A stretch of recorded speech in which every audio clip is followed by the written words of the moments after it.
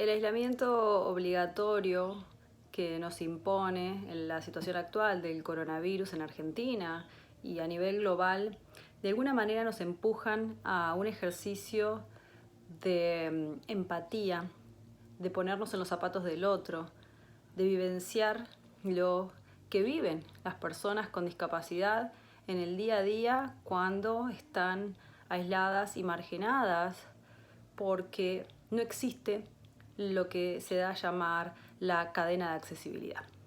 Entonces hoy quería compartir con ustedes qué es esta cadena de accesibilidad que es tan importante para el pleno desarrollo y participación de las personas con discapacidad en la comunidad, poder reflexionar en cómo podemos mejorar cada una de las etapas, cuál es nuestro rol en mejorar esto y en cambiar esta situación de marginación y discriminación a la que se empuja a las personas con discapacidad que día a día sufren el aislamiento. La cadena de accesibilidad voy a intentar bajarlo a tierra, hacerlo de alguna manera fácil de entender, hacerlo accesible, ¿no? ¿Cómo empieza? Pensemos en una persona con discapacidad que está en su casa. Pensemos distintas variables. Una persona usuaria de silla de ruedas, una persona con discapacidad visual. Pensemos que tiene que salir de su casa para hacer un trámite en una institución de gobierno. Que tiene, por ejemplo, que tramitar el certificado único de discapacidad, el CUD, ¿no? Que tiene que acercarse a una oficina municipal, que tiene que acercarse a un hospital. Primero, lo que busca es tener información de cuáles son los requisitos. Para eso, generalmente, lo que la mayoría de las personas utiliza hoy para acceder a la información es Internet. Pero como ya he dicho en reiteradas oportunidades, el 90% de los contenidos disponibles en Internet no son accesibles. Eso significa que las personas con discapacidad no pueden acceder fácilmente a información online. Por ejemplo, una persona ciega que quiere acceder a esta información no logra navegar de manera autónoma un sitio web. Entonces, ¿qué tiene que hacer? Pedirle a otro que busque la información por él, ¿no? Y como siempre decimos, esto lo que hace es limitar la autonomía, generar sentimiento de dependencia a otros y influye negativamente en el sentimiento de dignidad. Pensemos que la persona usuaria de silla de ruedas consigue la información en internet y dice, bueno, tengo que llegar hasta esta oficina que queda en esta dirección. Bueno, pues para ello, digamos que podría o tendría que poder utilizar el sistema público de transporte. Salir a la calle ya es dificultoso. Todos saben que las veredas, las aceras, no están preparadas. No solo en Argentina, he subido infinidad de videos mostrando que las calles no están en condiciones para que un usuario de silla de ruedas pueda desplazarse de manera autónoma, con tranquilidad, con normalidad. Pensemos simplemente en lo difícil que es encontrar una rampa en una esquina para poder cruzar la calle, ¿no? De manera autónoma. Yo siempre lo hago como en chiste, pero digo, muchas veces las rampas se hacen mal y para poder subirlas hay que ser el increíble Hulk y para poder bajarlas Superman para volar y sobrevivir, ¿no? Entonces, las calles no son accesibles. Si llamo un taxi, no todos los taxis aceptan transportar a una persona usuaria de silla de ruedas.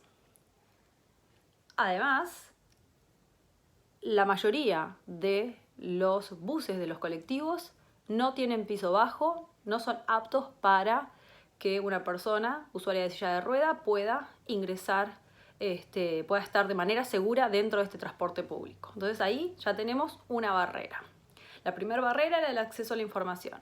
La segunda barrera es el desplazamiento en la ciudad cuando las veredas no son accesibles. Piensen lo que mostramos siempre, la falta de pisos podotáctiles para indicar a las personas ciegas cuál es el camino seguro para hacerlo de manera independiente, y cuando sí las usan mal. En la mayoría de los casos, cuando se usan los pisos podotáctiles, están mal utilizados. Seguimos, el transporte. Pensemos que llegamos a un lugar, llegamos a la oficina pública, ¿no? Si soy un usuario de silla de rueda, ¿tengo una rampa?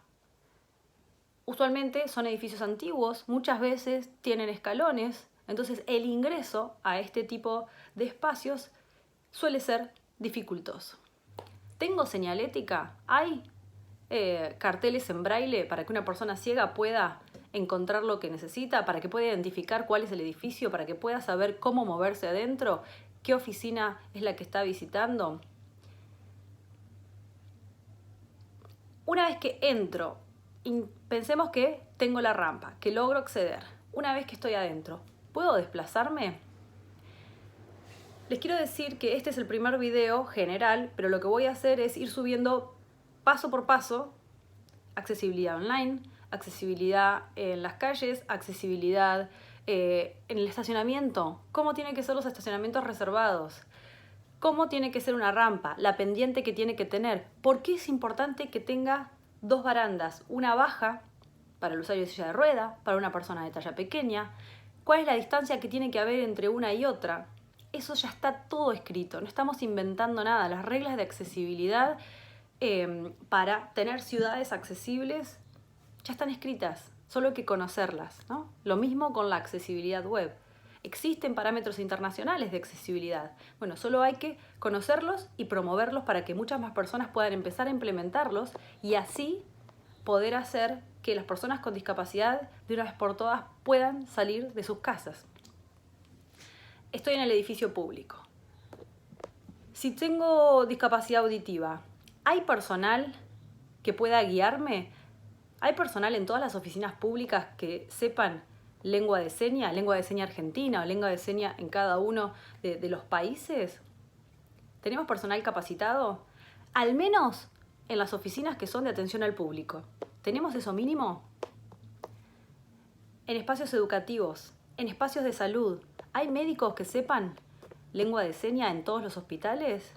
Si tengo algún inconveniente, ¿hay personas que sepan lengua de seña en cada una de las comisarías, en los lugares donde necesito hacer una denuncia o necesito pedir ayuda? Hay que empezar a pensar en esto. Si no saben lengua de seña, ¿conocen que hay aplicaciones como LS App que nos ayudan a comunicarnos con una persona sorda? Estoy adentro. ¿La información que hay es accesible? ¿Tengo dispositivos? ¿Tengo la información primordial, la más importante, la esencial, en braille para que una persona ciega pueda acceder?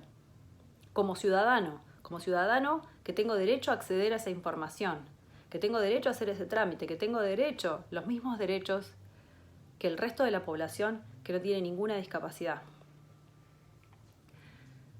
¿Cuánto tiempo puedo permanecer? La cadena de accesibilidad habla de eso, ¿no?